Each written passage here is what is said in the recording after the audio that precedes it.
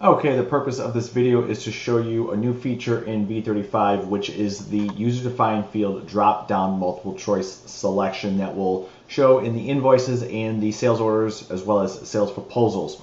This drop-down feature allows you to have a multiple choice option that your reps or warehouse technicians then can select on the order forms, so where it's no longer going to be a free-form text file. We still do offer the free-form text file, and we actually do offer the date and now a multiple choice option as well. To show you what we are talking about here, we are going to view our sales order real quick. And you see here where the user-defined fields are, we have the date selection, we have a free-form text option still available here. We still do have the 5 user-defined fields, sales orders 1, 2, 3, 4, and then we call this one tracking number to show you that you do have the ability to change those still. And you can see the new drop-down option to where you have a multiple choice selection as well. You can pick these to be any option that you want. To set this up, it is very simple. Go back to the IQ Reseller blue bar, we go to Admin, System, and you'll see that when we go to the sales order, you're going to see that we have the more option here, or more info I should say. Here is where you're going to describe what the user-defined action type is going to be. So here's the headers that we call them, SO1, 2, 3, 4, and tracking number here. And then we have the ability to pick what you want these to be. So this one's set to be a date. We can change it to a free-form text if we want, or define multiple choice too. For this example, let's define a new multiple choice here for sales order 4 here.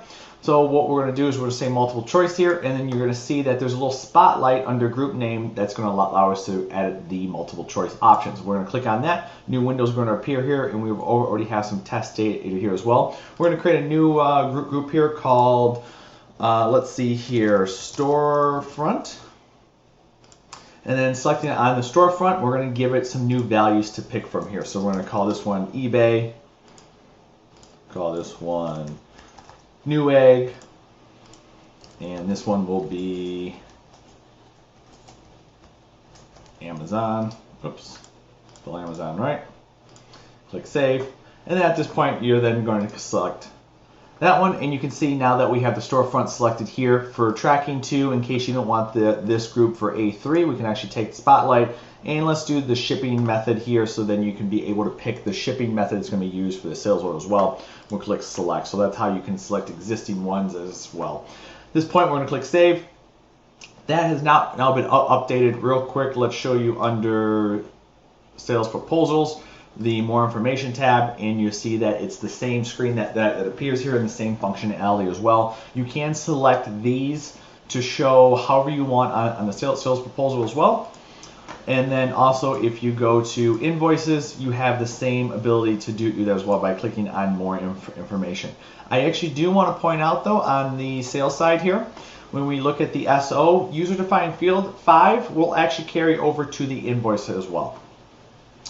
So let's go create a sales order now and show these bad boys in action. We're going to click on new to create a new sales order. We're going to click the client ID. We'll just type in good old IQ Reseller. Click a new line here. New window will appear. Let's sell an E6400. Oops, that's good enough. Put a price in. And then here we can say that the shipping date needs to be, or whatever the date needs to be, the 19th. Once again, you can see that by putting in test here in the comment, and then we'll say that's, just leave it at blank. 3 is that we sold this on Newegg, and then the tracking information is going to be DHL as well.